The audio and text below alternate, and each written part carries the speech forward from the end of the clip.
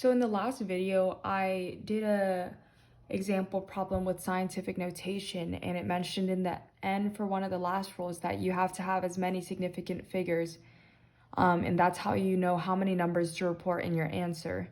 And so I thought it would be nice to just go ahead and put the rules here, which are all non-zeros are significant. So that's like 1, 3, 5, just anything that's not zero. And then all zeros between non-zeros are significant. And what that means is if your number was 0.1005. So although this zero is not significant, these two zeros are. All zeros at the end of a number are significant if there's a decimal present. So if your number was 1000, these zeros would not be significant. But if I told you that this was the number, because there's a decimal here, this is still not significant because it is a leading zero. But this zero is significant because it is a trailing zero and there's a decimal present. And then all other zeros are placeholders when adding. So these are placeholders, these are placeholders. And when you're adding,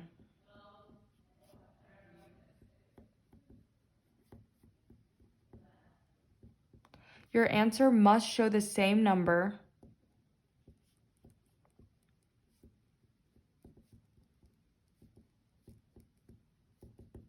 of decimal places as the number in the calculation with the least number of decimal places. So this is different. This is not sig figs, but how this is shown, because the wording can be kind of weird, is that if you had something like 45.603 plus 59.12.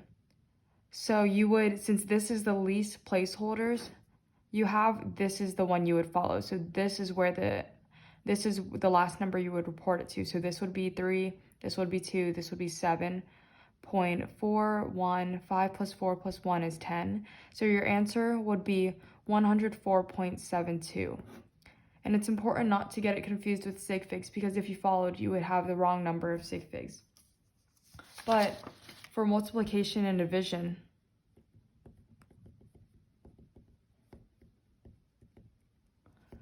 your answer must show the same number of significant digits or figures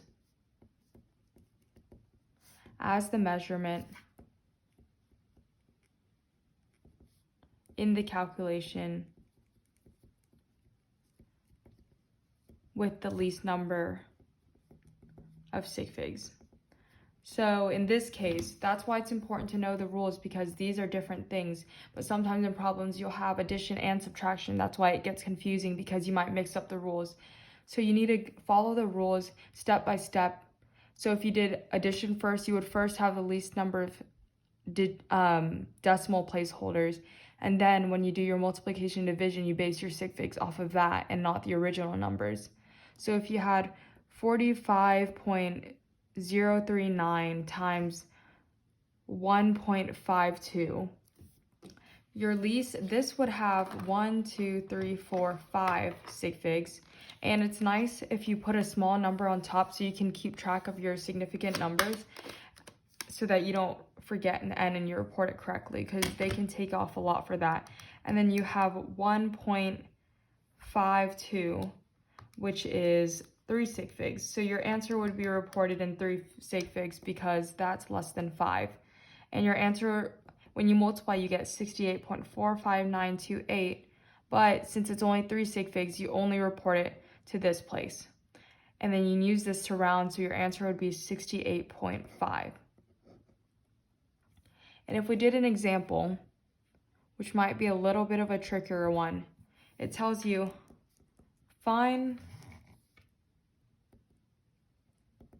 the average of these lengths: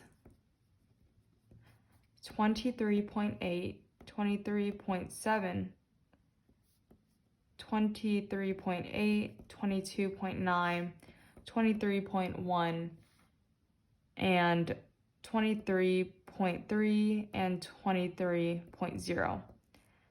And it's important you don't leave off that 0, even though 23 and 23.0 are technically the same, because since there is a decimal, that zero will count for sig figs. And these are all in centimeters. So you know that there's all of these have 3 sig figs. But when you're finding the average, what you do is you find the sum of them first. So you do it by the placeholders and not significant figures. So when you add all of these, you'll get 163.6. And a lot of people often go to here, but that's not right because it's by decimal places. So it's actually to here. So your answer would be 163.6. And when you divide it by 7 to find the average, you get 23.37142.857 centimeters. And so you need to, since this is a division, you now do it by sig figs. And even though you might think this is 1 sig fig, because it is a true number, true numbers have an infinite amount of significant figures. Infinite amount sig figs. So you actually follow this one for your sig figs and you would have 4. So I just put a 4 there so it would be easier for me to follow.